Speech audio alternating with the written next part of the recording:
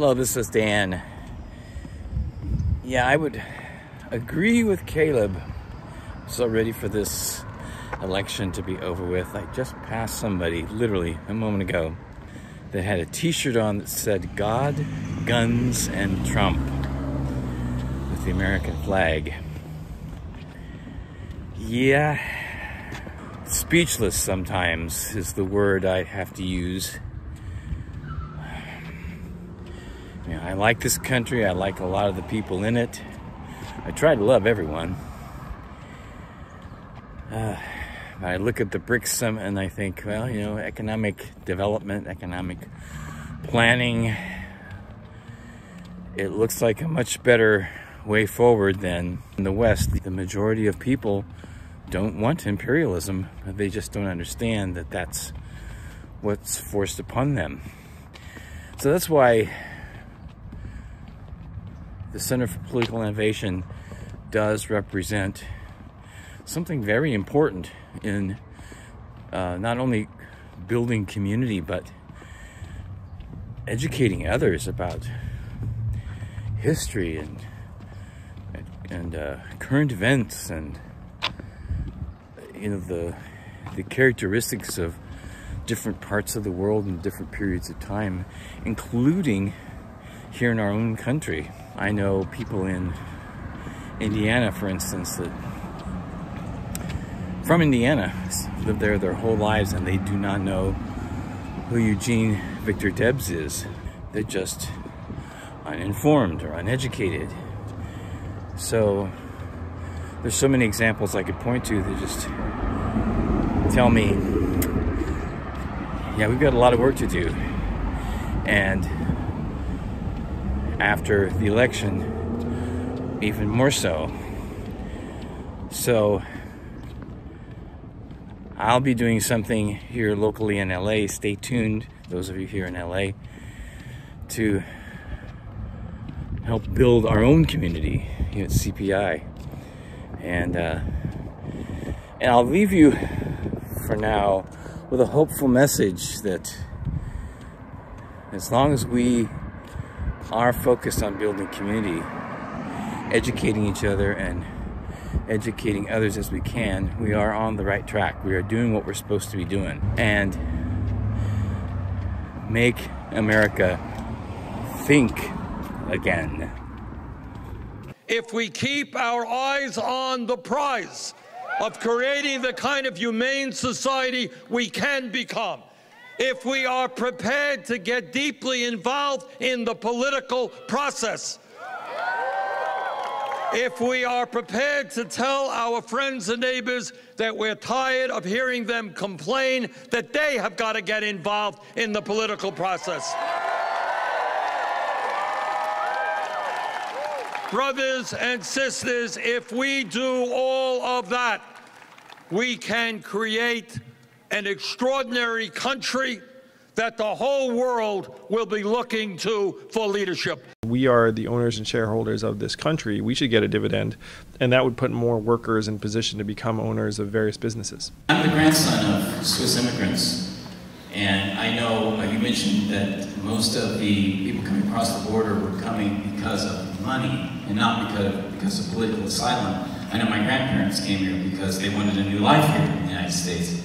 That being said, the U.S. Congressional Budget Office's own report that they released last year, from 1989 to 2019, the bottom 50% of the population, economically, was sharing 2% of the wealth. So we have to deal with these issues, and when there is a Kennedy administration, are we going to see a sequel to the New Deal, new jobs programs, regulating Wall Street, securing Social Security? What do you intend to do? I'm a traditional Kennedy Democrat.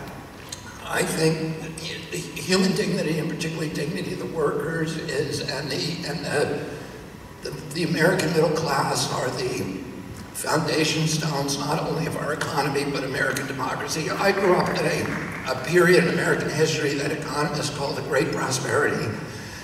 It was a period of approximately 50 years, 40 to 50 years following World War II, when the American middle class became the greatest economic engine in the history of mankind. So at the time that I was a young man, our country owned half the wealth on the face of the earth.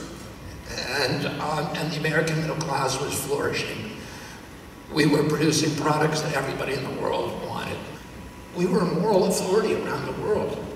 And all of that was taken out of the growth of the American middle class. And every social scientist will tell you that without a middle class, you cannot have democracy. In nations where there's large disparities of wealth, of great wealth above, and you know, an understory of widespread poverty below, is an economic configuration that's too unstable to support democracy. You need a middle class to have democracy, and we are losing the middle class in this country. And we need, you know, that, you know, I'm running for president because that is going to be the focus of everything I do, to restore the American middle class, the economy, the good health, the end of the war economy, which is draining our country, the closure of these bases, and around the world, and bring that money home. Why is it so important that we vote in this election? Because, you know, recently I talked to a man who was 102 years old. He voted for FDR, and I know why he voted. Why should we be voting in 2016?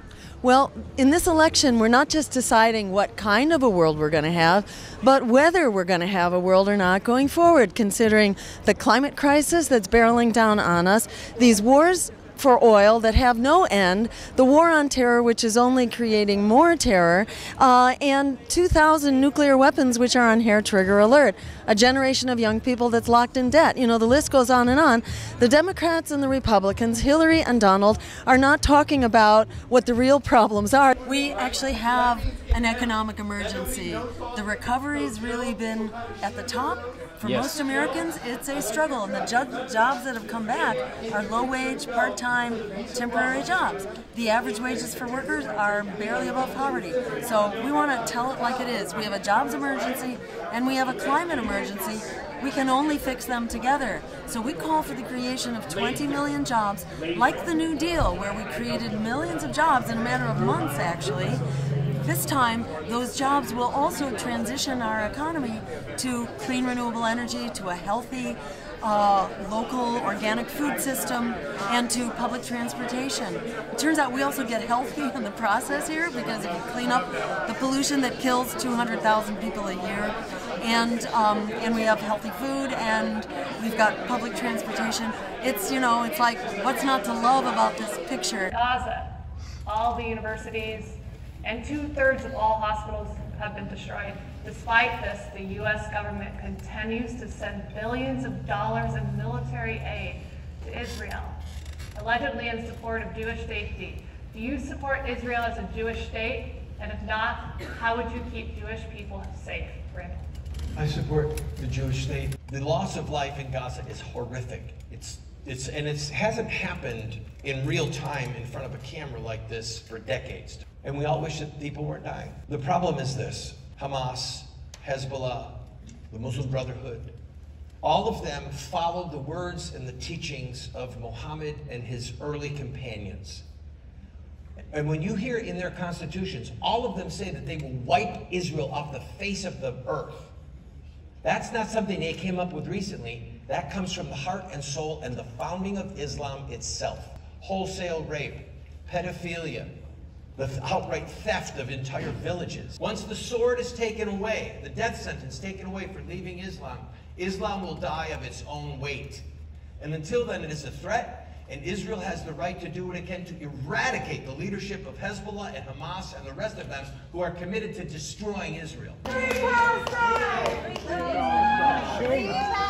I don't want to dignify this kind of blatant racism and Islamophobia and xenophobia. I'm not even going to respond to it, except to condemn it and say that this is an embarrassment and a shame on all of us here in this room. I speak as a Jew who grew up after the Holocaust. I speak as a Jew who's been very involved in standing up to stop genocide, because when I grew up after the Holocaust, I was told that we must never let genocide happen again, not to anyone. And I grew up with that as understanding this is how we discover life after genocide. And we held accountable not only those who perpetrated genocide, but the bystanders to genocide. I want to add that Jews, Muslims, and Christians have lived together in peace for centuries. And anyone who says otherwise does not know what they are talking about. They are just spouting shameless bigotry.